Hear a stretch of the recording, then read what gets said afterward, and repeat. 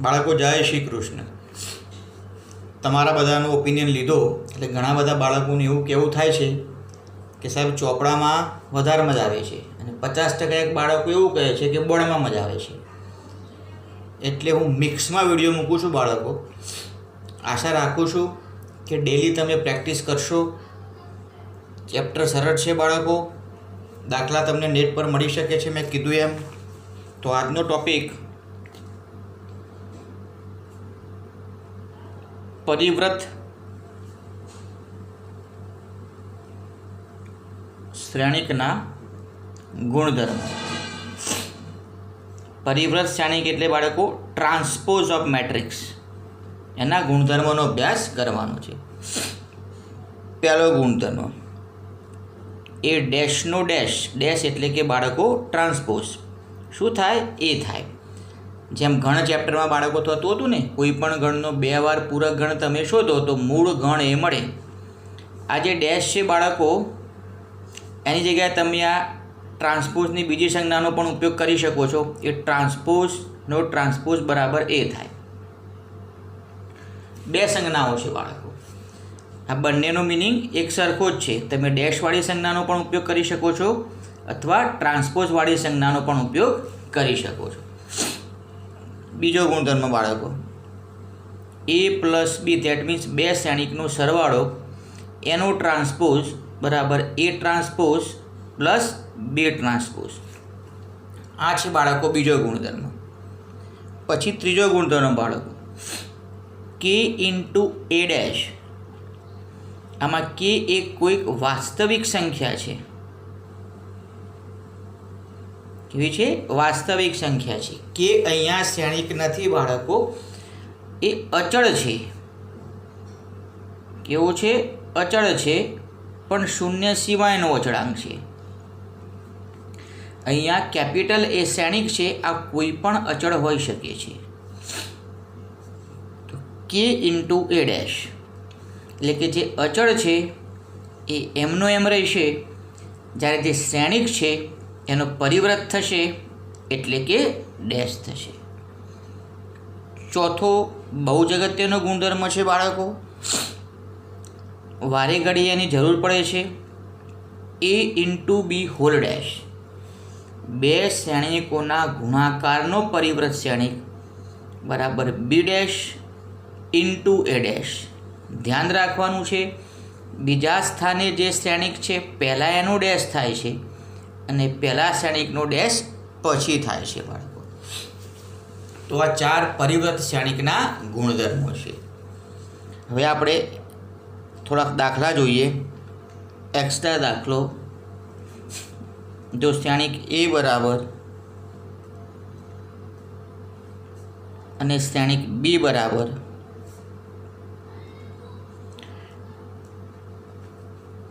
ચકાસો કે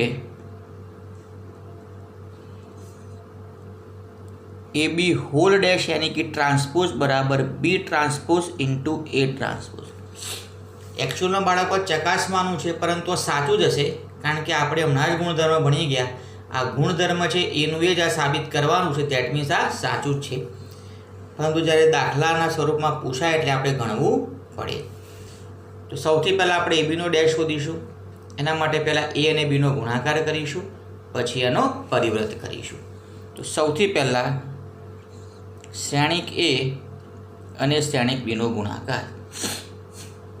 શ્રેણિક એ જે આપેલું છે જેમાં એક જ સ્તંભ છે, માટે આપણે એને સ્તંભ શ્રેણિક કહીશું. અને બીજો શ્રેણિક બી તમને આપેલું છે જેમાં એક જ હાર છે, એટલે આપણે એને હાર શ્રેણિક કહીશું. આ બાળકો સ્તંભ શ્રેણિક છે, આ હાર શ્રેણિક છે. નિયમ પ્રમાણે ગુણાકાર કરતાં પહેલાં ચેક કરવાનું કે ગુણાકાર શક્ય છે કે નહીં. તો બાળકો ગુણાકાર ક્યારે શક્ય બનશે? અંદરનો આંકડો સમાન હોય ત્યારે ગુણાકાર શક્ય બને. તો આ કેવો શ્રેણિક છે? અહીંયા 3 હાર છે બાળકો અને 1 સ્તંભ છે. આ શ્રેણિક કેવું છે? 1 હાર છે અને 3 સ્તંભ છે. તો અંદરનો આંકડો સમાન છે, એનો મતલબ એવો થયો બાળકો કે અહીંયા ગુણાકાર શક્ય છે. એ ગુણાકાર કર્યા પહેલાં આપણે ડિસિઝન લઈએ કે ગુણાકાર કર્યા પછી કેવો શ્રેણિક ઉત્પન્ન થશે. તો પહેલાં પણ મેં તમને કીધેલું છે બાળકો કે બારોબારનો જે આંકડો હોય એ કક્ષાવાળો શ્રેણિક ઉત્પન્ન થશે. એટલે કે 3/3 પ્રકારનો શ્રેણિક ઉત્પન્ન થશે. 3/3 પ્રકારનો શ્રેણિક એટલે કે બાળકો ચોરસ શ્રેણિક ઉત્પન્ન થશે. હવે બે શ્રેણિકનો ગુણાકાર કેવી રીતે કરવાનો બાળકો? ચૂના પદ્ધતિથી. યસ, પ્રથમ શ્રેણિકની પહેલી હારને બીજા શ્રેણિકના પહેલા સ્તંભ વડે ગુણવું અને સરવાળો કરવાનો. નસીબ જો કે અહીંયા હારમાં અને સ્તંભમાં એક જ ઘટક છે, તો આ બંનેનો ગુણાકાર -2. હવે બાળકો હાર એની એ રાખવાની, સ્તંભ બીજો લેવાનો -6. હાર એની એ ત્રીજો સ્તંભ લેવાનો બાળકો 12. સ્તંભ ખતમ, શ્રેણિક ખતમ. હવે આની આ પ્રક્રિયા બીજી હાર માટે કરવાની. બીજી હાર પહેલો સ્તંભ, બીજી હાર બીજો સ્તંભ, બીજી હાર ત્રીજો સ્તંભ, ત્રીજી હાર પહેલો સ્તંભ, ત્રીજી હાર બીજો સ્તંભ, ત્રીજી હાર ત્રીજો સ્તંભ. તો આ થઈ ગયો શ્રેણિક AB. હવે જે ચકાસવાનું છે અને ડાબી બાજુ A × B નો ટ્રાન્સપોઝ. તો કોઈ પણ શ્રેણિકનો ટ્રાન્સપોઝ કેવી રીતે મળે છે? પ્રત્યેક હારને અનુરૂપ સ્તંભમાં ફેરવવાથી. તો AB ચોરસ શ્રેણિક છે, હાર અને સ્તંભની અદલા બદલી કરીએ એટલે પાછળવાળો આંકડો આગળ આવે અને આગળવાળો પાછળ થાય, પરંતુ 3/3 હોવાથી ફરક પડવાનો નથી. તો પહેલી હારને પહેલા સ્તંભમાં લખવું, બીજી હારને બીજા સ્તંભમાં લખવું અને ત્રીજી હારને ત્રીજા સ્તંભમાં લખવાથી આપણને પરિવૃત શ્રેણિક એટલે કે ટ્રાન્સપોઝ મળતો હોય છે. આપણે જે ચકાસવાનું છે એની બાળકો ડાબી બાજુ મળી ગઈ. હવે આપણું ફોકસ ક્યાં છે? જમણી બાજુ ઉપર. ક્લિયર બાળકો? તો હવે B ટ્રાન્સપોઝ × A ટ્રાન્સપોઝ, જેને આપણે બાળકો B' × A' પણ કહી શકીએ. તો B' એટલે બીનો પરિવૃત શ્રેણિક. તો રકમમાં જે B શ્રેણિક આપેલું છે તે હાર શ્રેણિક છે, એટલે એનો પરિવૃત કરીશું એટલે સ્તંભ થઈ જશે. કારણ કે હારને શું કરવાનું બાળકો? સ્તંભમાં ફેરવવાનું. એ પ્રમાણે રકમમાં આપેલો A શ્રેણિક બાળકો તમે જુઓ તો A શ્રેણિક કેવો છે? તમને રકમમાં આપેલો સ્તંભ શ્રેણિક છે, એટલે જ્યારે A' કરીશું એટલે હાર શ્રેણિક થઈ જશે. ક્લિયર? આડાનું ઊભું થાય, સિમ્પલી કહું તો બાળકો. હવે આ બંનેનો ગુણાકાર કરીશ તો ગુણાકાર શક્ય બનશે, કારણ કે આ 3/1 પ્રકારનો છે, આ 1/3 પ્રકારનો છે.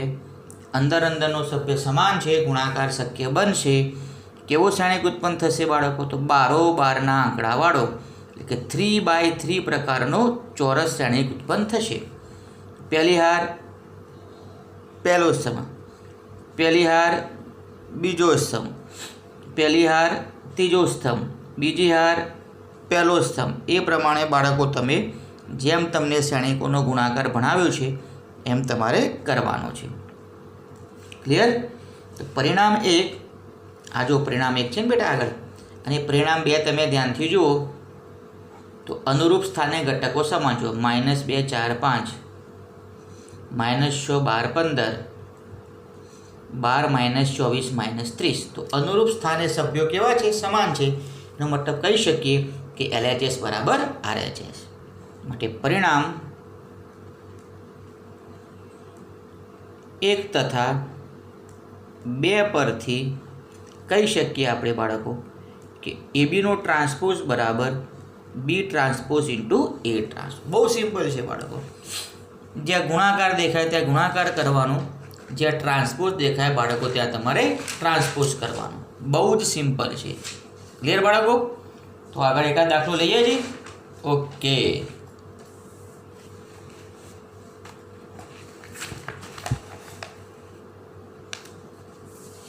ક્લિયર? ચલો એક નવો એક્સ્ટ્રા દાખલો લઈ લઈએ આપણે.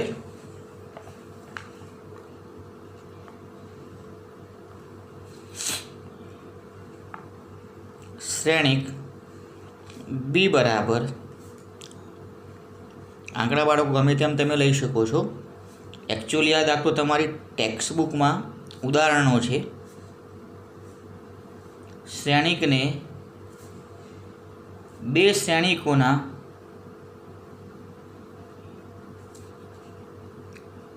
સરવાળા સ્વરૂપે દર્શાવો.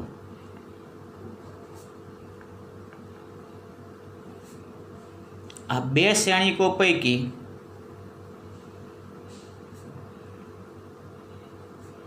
પ્રથમ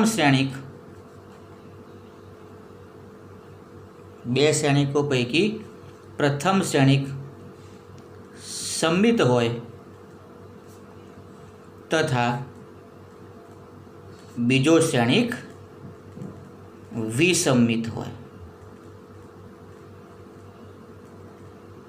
કે બાળકો, તો તમને જે આ બી શ્રેણિક આપેલું છે, આ શ્રેણિકને બે શ્રેણિકના સરવાળા સ્વરૂપે દર્શાવવાનું છે. એટલે કે આ શ્રેણિકના બે શ્રેણિક બને એવા ટુકડા કરવાના. એ નવા બે જે શ્રેણિક બને એમાંનો પ્રથમ શ્રેણિક સમમિત હોવો જોઈએ અને બીજો શ્રેણિક વિસંમિત હોવો જોઈએ. તો જોજો બાળકો,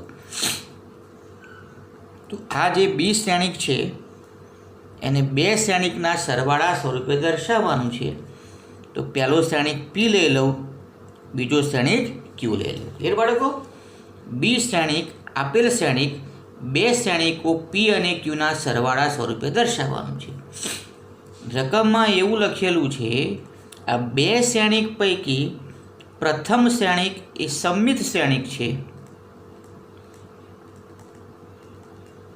જ્યારે બીજો શ્રેણિક ક્યુ એ કેવો છે? વિસંમિત શ્રેણિક છે. એટલે ગમે તેવા શ્રેણિક શોધવાના નથી બેટા. પી અને ક્યુ એવા શ્રેણિકો શોધવાના છે જેનો સરવાળો બી શ્રેણિક જેટલો થાય તથા આ બે શ્રેણિક પૈકી પ્રથમ શ્રેણિક સમમિત હોય અને બીજો શ્રેણિક વિસંમિત હોય. બાળકો, એવા આપણે બે શ્રેણિકો શોધવાના છે. ક્લિયર? ખ્યાલ આવે છે બેટા? સ્વયં પ્રિન્સ મહેનત કરો બેટા, બધું આવડે. મહેનત કરવી પડે. ઓકે, જો આપણે બહુ મસ્ત દાખલો છે, બોર્ડની અંદર કહી શકાય કે આઈએમપી દાખલો છે. તો બાળકો, મેં તમને જ્યારે સમમિત શ્રેણિકની વ્યાખ્યા લખાવી ત્યારે વાત કરી હતી કે કોઈ પણ શ્રેણિકમાં એનો ટ્રાન્સપોઝ ઉમેરવામાં આવે તો નવો જે શ્રેણિક બને એ કેવો શ્રેણિક બને? સમમિત શ્રેણિક બને.